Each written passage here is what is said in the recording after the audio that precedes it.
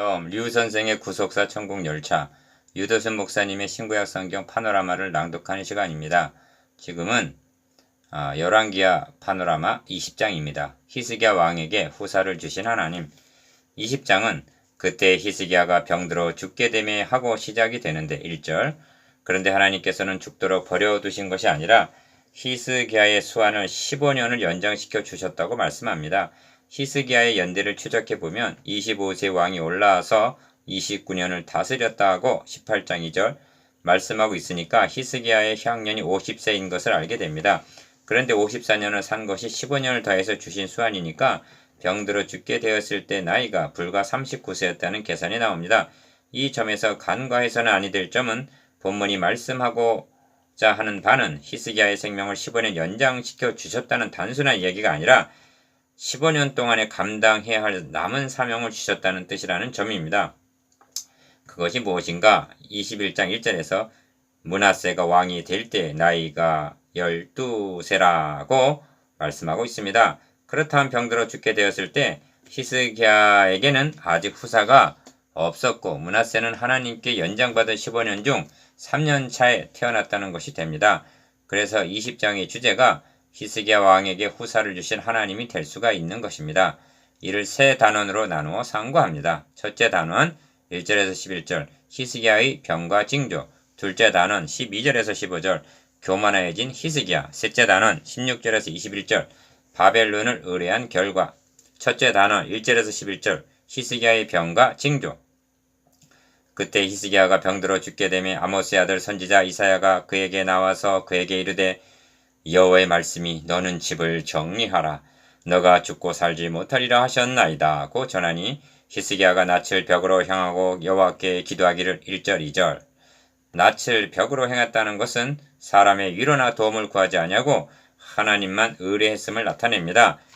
여호와여 구하오니 내가 진실과 전심으로 주 앞에 행하며 주께서 보시기에 선하게 행한 것을 기억하옵소서 하면서 3절 심히 통곡했다 합니다. 서론에서 살펴본 대로 당시 히스기야의 나이는 불과 39세 정도였는데 후사가 없었던 것입니다. 후사가 없다는 것은 하나님께서 다윗에게 너의 위가 영원히 견고하리라고 사무엘하 7장 16절 약속하신 다윗의 위가 끊어지게 되고 그리하여 그리스도의 족보가 중단될 위기에 직면했다는 중대사였던 것입니다. 후사를 세우는 일이 히스기야의 남은 사명이었던 것입니다.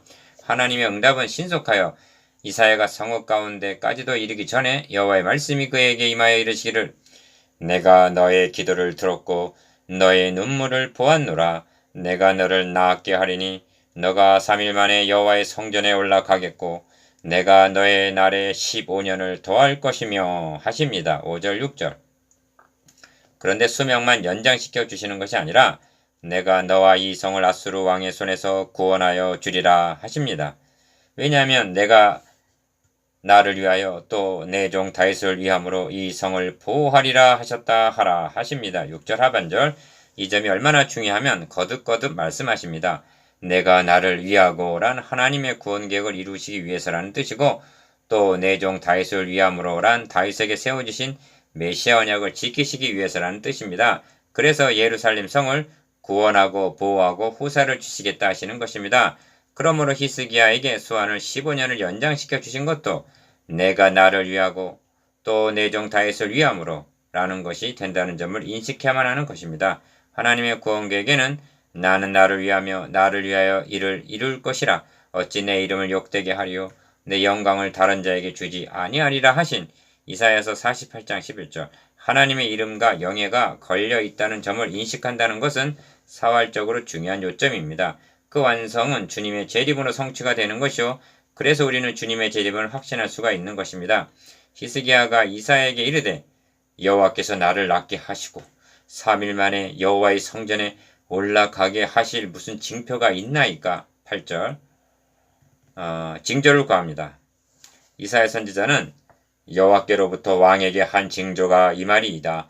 해 그림자가 10도를 나아갈 것이니까 혹 10도를 물러갈 것이니까 9절 선택하라 합니다. 히스기야는 대답하기를 그림자가 10도를 나아가기는 쉬우니 그리할 것이 아니라 10도가 뒤로 물러갈 것이니이다 합니다. 10절 선지자 이사야가 여호와께 간구하며 아하스의 해시계 위에 나아갔던 해 그림자를 10도 뒤로 물러가게 하셨더라 합니다. 11절. 이 점에서 징조가 아하스의 해시계를 통하여 주어졌다는 점은 의미가 깊은 것입니다. 왜냐하면 아하스는 히스기야의 아버지인데 아람 왕의 침공을 받아 두려워하고 있을 때 하나님께서 구원해 주실 것을 말씀하시면서 너는 너의 하나님 여호와께 한 징조를 구하라 하셨으나 구하지 않겠나이다 하고 거부했던 것입니다. 이사야서 7장 11절 12절. 거부하는 아하스에게 주권적으로 주어진 징조가 무엇인가? 보라, 처녀가 잉태하여 아들을 낳을 것이요 그의 이름을 임마누엘이라 하리라 는 이사야서 7장 13절 14절 메시아의 징조였던 것입니다. 그런데 후사 없이 죽게 된 히스기야 왕에게 아하스의 해시계를 통해서 징조를 나타내시고 수명을 연장시켜 주신다는 것은 사사로운 일이 아니라 임마누엘을 성취하시려는 하나님의 주권적인 섭리라는 점을 깨닫게 되는 것입니다. 이 점이 성을 보호해 주시는 것과 15년의 수환을 연장시켜 주시겠다는 두 가지 은혜 모두가 내가 나를 위하여 내 종 다윗을 위하여 라고 19장 34절 20장 6절 말씀하심에 분명히 나타나고 있는 것입니다. 그런데 하나님께서는 왜 아하스 히스기야 그리고 우리에게 징조를 주셔야만 하셨는가? 본문 9절을 보십시오. 여호와께서 하신 말씀을 응하게 하실 일에 대하여 즉 하나님의 언약을 믿게 하기 위해서라고 말씀합니다. 그럼에도 불구하고 인간은 임마누엘의 징조 즉 처녀가 잉태하여 아들을 낳게 하셨는데도 믿지를 않고 있는 것입니다.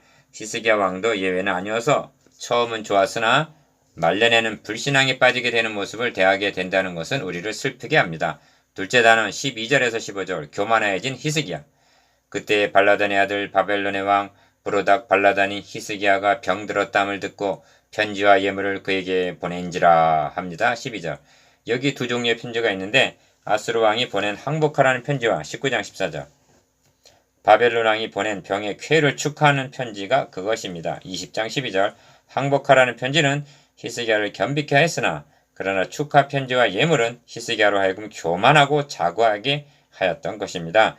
이 교만은 아수르의 대군을 대파하고 나자 여러 사람 예물을 가지고 예루살렘에 와서 여호와께 드리고 또 보물을 유다와 히스기야에게 드린지라 이후부터 히스기야가 모든 나라의 눈에 존귀하게 되었더라 한 역대하 32장 23절. 그때부터 싹이 돋기 시작한 것입니다.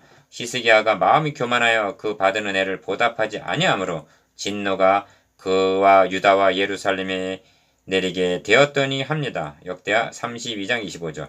히스기야의 교만한 마음은 바벨론의 사신들에게 자기 보물고의 금은과 향품과 보배로운 기름과 그의 군기구와 창고의 모든 것을 다 사자들에게 보였는데 왕궁과 그의 나라 안에 있는 모든 것 중에서 히스기야가 그에게 보이지 아니한 것이 없더라 하는 것으로 13절 나타났던 것입니다.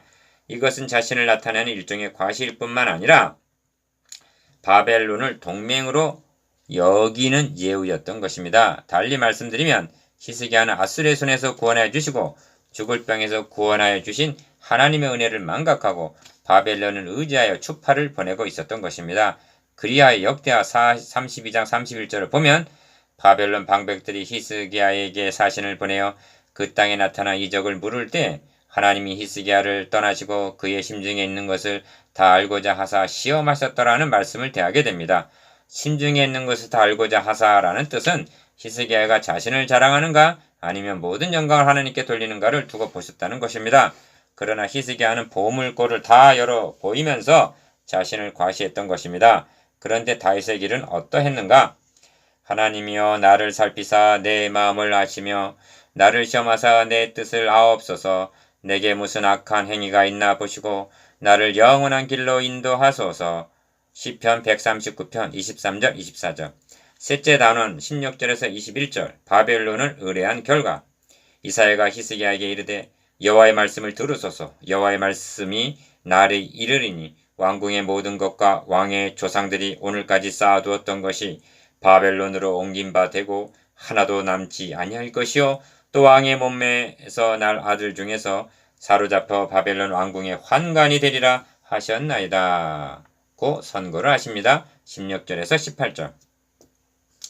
이사야 선지자는 무려 130년 후에 유다가 바벨론에 의하여 비참하게 패망하게 될 것을 예언적으로 경고하고 있는데 그대로 성취가 되고 말았던 것입니다.